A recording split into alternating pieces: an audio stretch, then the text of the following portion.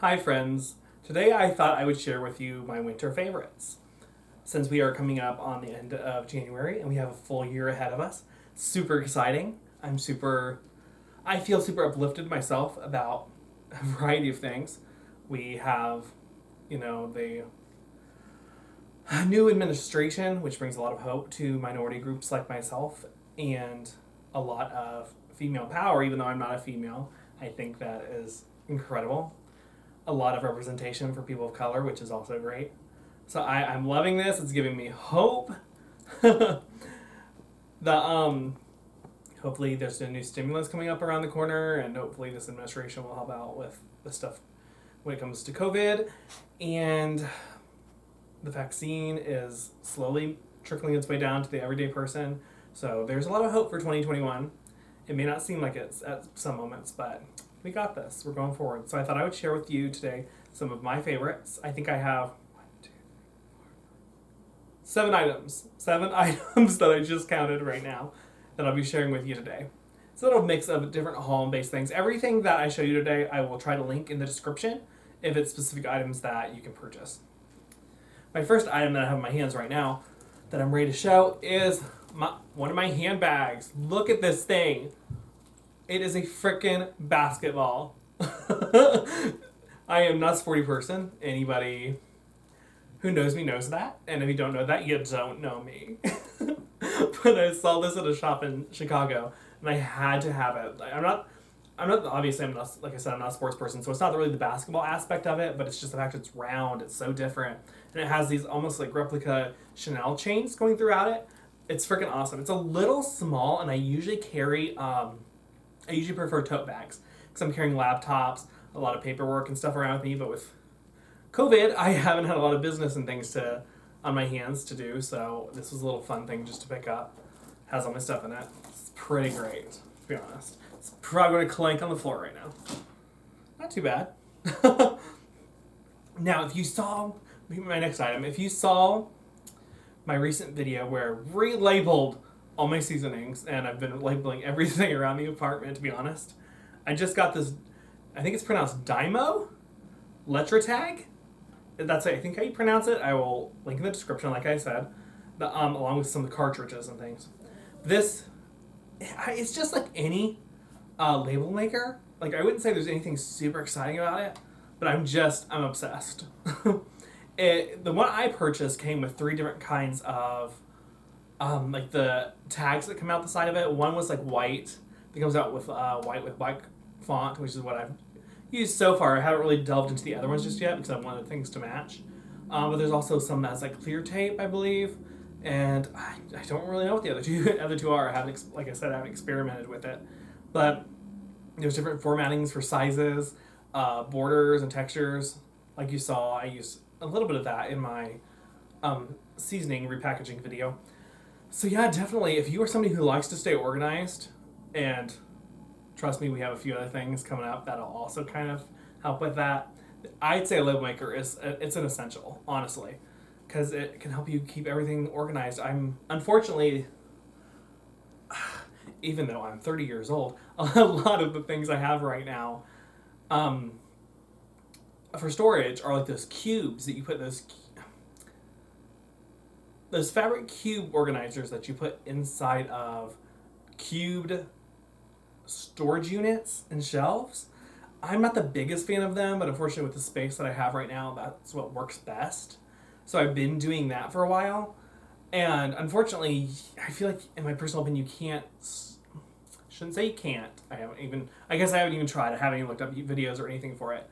But it's hard to organize just these cubes. So I have the cubes themselves organized, as in this is like a cube for bathroom supplies. This is a cube for Sable's food. Sable is the dog.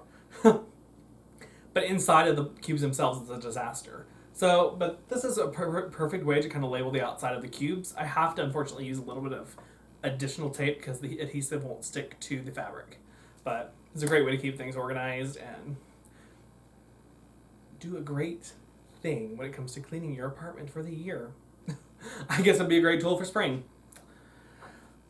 My next favorite thing is pita crackers. Now, usually I prefer like pita bread. I think that's so awesome when it comes with like a cheese sauce or something. But these pita crackers by Townhouse is also a good, or Keebler or Townhouse is also a good option. The Ortega has been making some amazing guacamole recently. That has been, and these crackers have been incredible with it. We've also did a little pico de gallo with it, which has worked, and even a basic cheese sauce with like a little bit of ground beef has been great with it. So this is like I would say this would be a great thing for even having a small event. I know we're already past the holidays, and obviously you're not supposed to have a lot of people over because of COVID, but I think that's always a great option, even if it's just a small get together with your family. It's just a great little treat to have. The next thing up was a gift that I got for Christmas from Ortega. It is Olay Regenerist Micro Sculpting Serum. And I've had this together previously in like a smaller tub where you kind of put your fingers in it and you bring it out. I do prefer this because this controls, it's pumped, so it controls what comes out of it rather than having that tub that you kind of take it out yourself, because Olay products, if you know them, they are a little pricey. And by a little, I mean a lot. So it's definitely a treat. It's definitely something I don't get often, so I'm glad I got it for Christmas. It's really appreciated. I love this serum. It acts as like a moisturizer once you're done with your facial cleansing, like what you do every evening.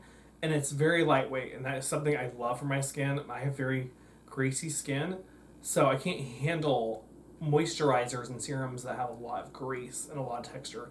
I don't like that feeling of like thickness on my face. So this is a great alternative for that. And even though it's pricier, it goes a long way. Like one pump, you're good. So it will last you quite some time. Now I would say it's a little harder to get the tubs to last since you kind of are getting it out yourself. There's no control over like the way the pump works. So that may not last as long. But yeah, that's always a good thing that someone should try out if you ever find a coupon for it, because I think, I don't know what he paid for that, but if I believe correctly, years ago when I bought the tubs, I think it was close to $30. It was quite a lot of money for a moisturizer, but I swear by it. It is incredible. Next thing up is Fury Bros, made in Hell's Kitchen, New York, and it's an exfoliant hand and body wash. I actually did not know it was a body wash until I just read that. I've only ever used it as a hand wash. It's near our bathroom sink and the kitchen sink. I actually found this product when I was taking some cooking courses in Chicago at the chopping block. This is one of the products they sold, and they have it in their bathrooms, and I fell in love with it immediately. It's just like it says it is. It's a cleanser, but it's also an exfoliant. So like when you put it on your hands, it does have that gritty texture, so it's like a light exfoliant, which it may not be the strongest. I feel like with your hands, you could probably use a stronger, like a scrub on your hands. And this may not necessarily give you that, but I won't lie. It's definitely a purchase for the spa-like feel it gives you. Because like I said, it doesn't go too intense with the scrubbing procedure, but it just feels luxurious. And that's what I love about it. The next one up, you probably can't see that from here, is a terrarium. The lighting is just going to destroy that. I don't know if that'll work for a terrarium. But it just has a few little plants in it and rocks injured at the bottom. I bought this. You can find terrariums at a lot of floral shops because they're so popular right now. I got this though down at an interior design store on the corner. I'll actually put their link in the description as well. It's an amazing store with tons of incredible rugs and furniture and paintings and all this sort of stuff. They often have tons of plants there, which Ortega and I love. Did some amazing wreaths there for Christmas as well. But terrariums, I love. I've never had a terrarium that is like closed like this. Mine have always been like those open ones you can like DIY or make yourself. So this is very interesting. It's really cool to have, and it creates its own ecosystem.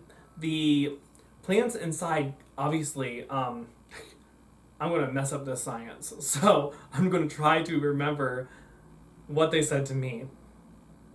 You know, the plants inside, they let off water, and the water goes to the top, and since there's no escape, it just lingers there, and then it eventually drains back down into the dirt, which the waters then soak up, and they water themselves. I guess I didn't say that. You don't have to water these. It creates its own ecosystem. So you don't have to do anything unless the moisture builds up a little too much Then you just remove the seal from the top just to let some of that moisture out. Then there's also little, they said they're similar to bugs, but they're not actually bugs in here that eat the decayed material. And they obviously digest that decayed material, and it then fertilizes the soil. So it quite literally is its entire own ecosystem in here. And I think that's just, to me, it's just so fascinating. I love it. Love the science, even though I don't know how it works. Okay, we are coming up onto our next and final item. I did mention earlier there would be something else for organization. I try to include a book in these favorites, but I haven't got all the way done reading this, but this is also a Christmas gift that I got from Ortega. It is Martha Stewart's Organizing, the Manual for Bringing Order to Your Life, Home, and Routines. I think this is one of her newer books. I know it's not her newest because she just recently did a cake book, and she's about to come out with another one. I believe she's at 97 books out, which is insanity. It's crazy. I couldn't even imagine that. Unfortunately, not to diss Martha Stewart, because any good homemaker, in my opinion, should look towards Martha Stewart for inspiration, regardless. But, in the Martha Stewart brand, I should say. But obviously when your brand gets that big, you no longer are personally writing most of your material, which is kind of disappointing, because you know she's not sitting there and writing this entire book herself. She can't. She has a massive organization with, I'm sure you all know, magazines, books, various other forms of media. She has a TV show, I think, still with Snoop Dogg. There's no way she can possibly do all of that. So she has a massive, massive team of professionals and people who have lived this all their lives. So I'm not saying the quality is any less good. It absolutely is incredible. But you're definitely not getting it directly from Martha. But so far, this book not only helps you organize your home, like I feel like any good organization book should do, but it also goes into, like it said, like your schedule and your routines. It goes literally month by month explaining to you generally what you should be doing about that time of year. And granted, it's obviously this is very probably oriented towards America, and I would say the Midwest, Midwest and northern regions of America, because obviously everyone's ecosystems and weather is a little different. But and I will admit, something that has always fascinated me about Martha Stewart is she's not the most down-to-earth person. Of course, I'm sure if you've ever seen her TV show, she always mentions how she got this certain object from a store on the coast of a vineyard, and all this just up there stuff. Like, who has access to this small little shop on this coast of this vineyard? Or who has the ability to pluck this out of their garden this morning while staring at the dewdrops on, like, who has that? No one does. So it sometimes shocks me. I think what she does is incredible, but sometimes it shocks me that the average person gave her so much credit when they themselves definitely do not live that life or have the ability to live that life. But she made it. She's incredible. Won't talk down about her for that. She's made an incredible business about all this. So that being said, I just ranted. Some of the tips in here are a little like, make sure you pick apples on this day, or make sure you do that. Like, the average person isn't doing that. So some of the information is a little excessive, but I would say it's still definitely worth it. It's a great book so far from what I've read. I'm definitely taking notes to organize my life a little better, especially the scheduling. I think that's definitely, it's always something to learn. Even if you don't use some of the schedules that she's giving you, it's definitely something to learn. Like for instance, the apples. Like, I'm in Chicago. I'm not going to be going apple picking anytime soon. But it's nice to know that is kind of around the time that people who do have an orchard would apple pick. It's educational, and I think that is really cool. That is all 7 of my favorites for winter. I know a lot of people usually have more, but and they usually do it monthly, but I thought this was a good batch going for right now, and we'll see going forward. So that is actually going to be it for today. My next 2 videos, I'm going to be out of the area for, not really the next 2 weeks, but definitely in my planning procedure of making videos and blog posting, I won't be in the area. So my blogging and videos might be a little up in the air, but I'm hoping to meet with one of my friends who I haven't seen in some time. Social distance, of course, in a healthy and safe manner, and meeting with them and maybe doing a friend tag, possibly doing a friend tag. She recently bought a house, she recently got married too, so there's a lot of directions that video can go, but I look forward to having a different guest on my channel for that. So I will see you then. Go ahead and thumbs up this video and subscribe and hit the bell. Follow us on Twitter and Instagram and Facebook, and we'll see you next time. Bye, friends.